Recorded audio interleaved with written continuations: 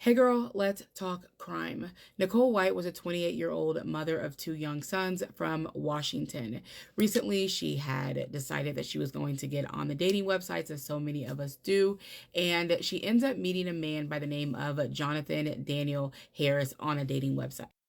Now, according to family and friends, she and Jonathan had gone out on a few dates, but it was like within a group setting. Um, However, this final date would be their first time where they were alone together. So on June 6, 2015, Nicole had picked Jonathan up from his home, and the two went to the Jeepers Country Bar and Grill in Spanaway, Washington. So their witnesses had later confirmed that they seen them there together. So hours later, witnesses said that the pair had left the bar and both went to Nicole's car. However, Nicole never made it home. And the following day, on June 7th, she was reported missing.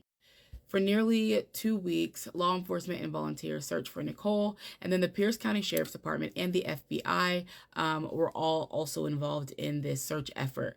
And then on June 20th, 2015, a search and rescue canine discovered Nicole's body. Her body had been wrapped in tarp, and it was later determined that she had suffered severe fractures to her face, her chest, and her arms, injuries that were consistent with being stomped and beaten. So, of course, detectives would begin this investigation with the last person that was known to be with her, which was the date that she had met online, Jonathan Harris. So investigators had used cell phone records as well as data from an ignition interlock device, which was installed in his vehicle.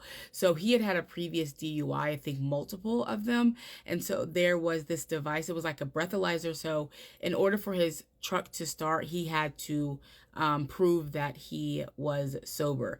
And now every time that this device was activated, it would take a photo, and also it would be time stamped and date stamped.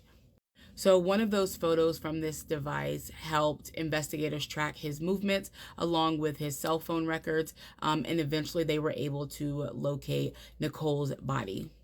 So during a search of Jonathan's home, they recovered a sweatshirt that he had worn the night that they had gone on the date, and it did contain, it was positive for Nicole White's blood. So, according to court documents, Jonathan did later admit that after that date, he had severely beaten Nicole, causing her death. In July 2016, Harris had pled guilty to second-degree murder, which was a part of a plea agreement because initially he had been charged with first-degree murder, and prosecutors did pursue 26 years in prison, which he ultimately was given.